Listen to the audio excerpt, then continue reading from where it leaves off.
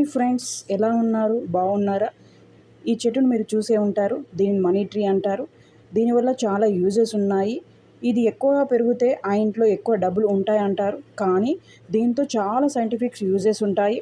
ఇది చెడు గాలిని మంచి గాలిగా చేస్తుంది అండ్ రేడియేషన్ని తగ్గిస్తుంది. ఎలాంటి క్రిమి కీటకాలు కూడా రాకుండా చేస్తుంది. మీకు నచ్చితే లైక్ చేయండి, షేర్ చేయండి, సబ్స్క్రైబ్ చేయండి. ఈ చెట్టు గురించి మీకు ఏం తెలుసో కామెంట్ చేయండి. Bye bye.